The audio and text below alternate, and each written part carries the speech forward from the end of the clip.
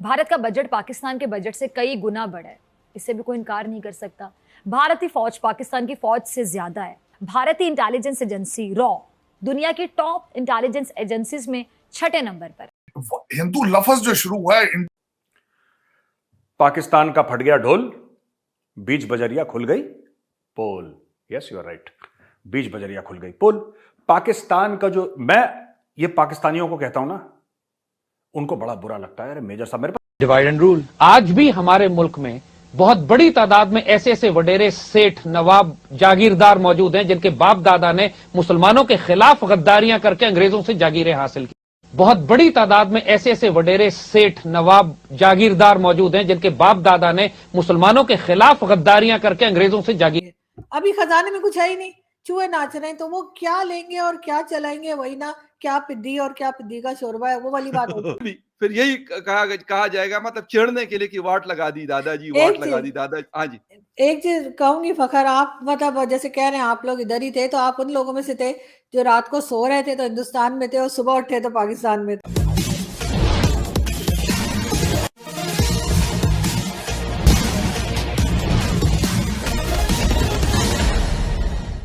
पाकिस्तानियों को अब यह एहसास होने लगा है कि भारत से दुश्मनी लेकर उन लोगों ने पाकिस्तान को ही तबाह कर लिया।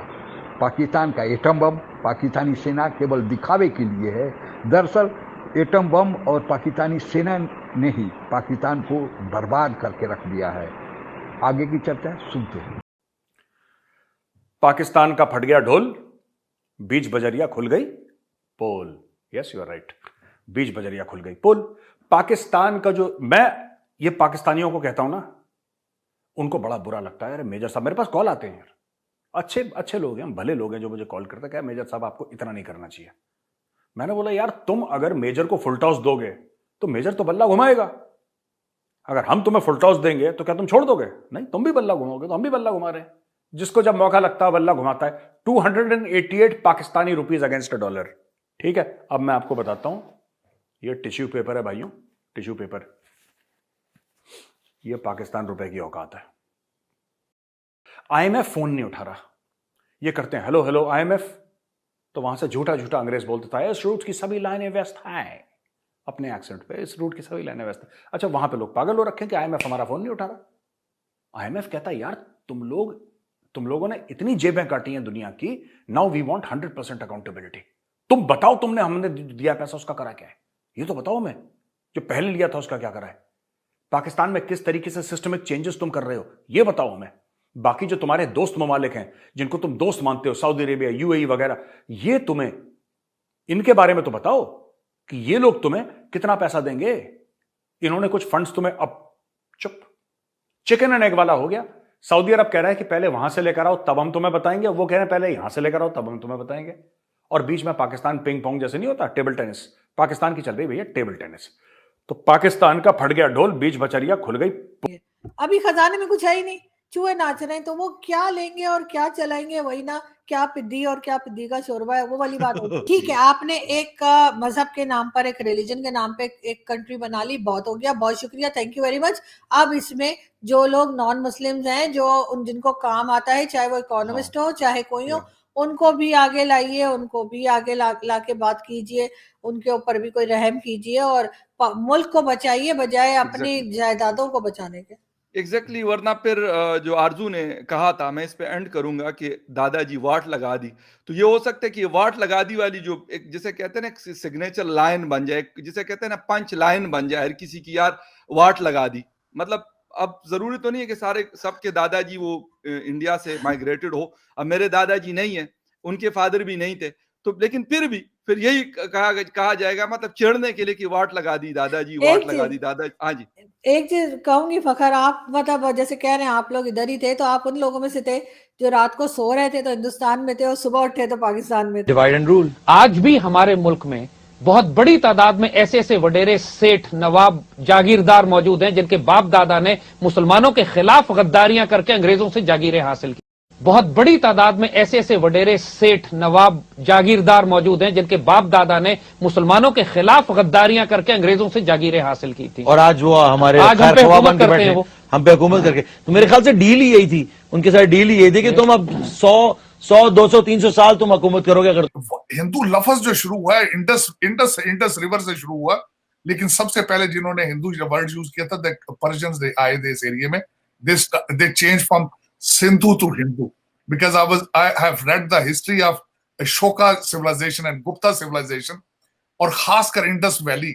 हमारे एक इत्तेजाज आसन साहब है, उन्होंने किताब लिखी थी इंडस सागा, तो उसके अंदर उन्होंने I enjoyed it very much, और I am very much inspired by the Gupta civilisation and Ashoka civilisation, जो कि हमारा, मैं समझता हूँ, सब कॉन्टिनेंट का एक चीज, बल्कि उसको बढ़ाना चाहिए मजीद। लोगों को पता ही नहीं है कि व्हाट इज अशोका सिविलाइजेशन और गुप्ता, और हमारी हिस्ट्री, हमारी सिविलाइजेशन कितनी पुरानी है। हमने यूरोप बहुत पीछे था हमारी सिविलाइजेशन से। We were way advance and way sophisticated in. कि इंडिया ने पाकिस्तान को आइसोलेट नहीं करा, पाकिस्तान ने खुद को आइसोलेट करा, इंडिया ने उसका फायदा उठाया। इंडिया टुक advantage, Pakistan isolated itself. India का ये फैक्टर है कि इंडिया जो अपनी जगह बना रहा है चीमा साहब दुनिया में ना, इंडिया की आप कभी भी देखिएगा, अभी आपको लग रहा है कि प्रोग्रेस इंडिया की बड़ी फास्ट है, पर अगर आप आज से 2 दिहाई या दशक पहले आप देखें तो आपको लगेगा कि इंडिया की प्रोग्रेस बड़ी स्लो है। एक हिंदू रेट ऑफ ग्रोथ कहते थे 2.5% साल की growth, it was called derogatorily, it was called the Hindu rate of growth. और ये मैंने कई बार पढ़ा है इकोनॉमिक बुक्स में और मैगजीन्स में, तो हिंदू रेट ऑफ ग्रोथ। बात यह है कि इंडिया ने धीरे धीरे धीरे, और इसमें सारी पार्टियां शामिल हैं, सारी पार्टियां शामिल हैं। नरसिम्हा राव जी प्राइम मिनिस्टर थे, डॉक्टर मनमोहन सिंह साहब फाइनेंस मिनिस्टर थे, तब इंडिया में लिबरलाइजेशन, और इंडिया ने उस चीज पे बिल्डअप करा। मोदी जी ने क्या करा है कि जो आप बात कर रहे हैं ना कि 2014 में उन्होंने इनवाइट करा, फिर मोदी जी ने इंडियन इकोनॉमी और इंडियन डिप्लोमेसी में स्टेरॉइड्स डाल दिया। उन्होंने ये करा, जो स्पीड पहले 50 की चल रही थी वो 200 की चल रही है। फर्क पाकिस्तान अब केवल चंद सालों का मेहमान है। पाकिस्तान के हालात दिन पर दिन ऐसे बिगड़ते जा रहे हैं कि लगता है कि पाकिस्तान अब एकजुट होकर नहीं रह सकता। पाकिस्तान बनाने वालों में शायद अब कोई जिंदा नहीं बचा है, लेकिन उन लोगों को भी यह एहसास होने लगा है जो जिंदा बचे हैं या ऊपर से पाकिस्तान का तमाशा देख रहे हैं कि भारत से अलग होकर, और वह भी 2 कौमी नज़रिया जैसा एक जहरीला आधार बनाकर, कितना गलत उन्होंने किया है। पाकिस्तान अब उसी जहरीले जहर का खुद शिकार होते जा रहा है। पाकिस्तान के साथ आज कोई भी देश खड़ा नहीं दिखता है। पाकिस्तान के जितने मुस्लिम देश थे, 56 मुस्लिम देश हैं, उनमें से कोई भी आगे आकर पाकिस्तान की मदद करने के लिए तैयार नहीं। चीन की गोद में पाकिस्तान अमेरिका की गोद से उठकर बैठ गया था, और उसे लगता था कि चूंकि चीन और अमेरिका में राइवलरी है, प्रतिद्वंद्वता है, तो चीन आंख मूंद कर मदद करेगा। चीन भी अब मदद करने से इनकार कर दिया है, क्योंकि कोई दाव उसी घोड़े पर लगाया जाता है जिस पर जीतने के आसार हो। लेकिन पाकिस्तान घोड़ा तो पहले खच्चर बना, अब गधे जैसा बनने की स्थिति में है कि यह बिना काम का हो गया है। बूढ़ा गधा जो केवल खा सकता है, काम नहीं कर सकता, वजन नहीं उठा सकता, तो फिर कौन पाकिस्तान की पूछेगा। भारत से दुश्मनी का मजा उसे मिल गया है। एटम बम भी पाकिस्तान के गले की हड्डी बन गया है। आगे क्या होगा यह तो वक्त ही बताएगा, लेकिन जितने भी अंतर्राष्ट्रीय पंडित हैं वे एक स्वर से कह रहे हैं कि पाकिस्तान बचेगा नहीं। आज के लिए बस इतना ही। जय हिंद। आप अगर हमसे जुड़ा रहना चाहते हैं तो कृपया मेरे चैनल को सब्सक्राइब करें तथा बेल आइकन भी दबा दें, ताकि नई वीडियो की जानकारी तुरंत आप तक पहुंच जाए। धन्यवाद। जय हिंद।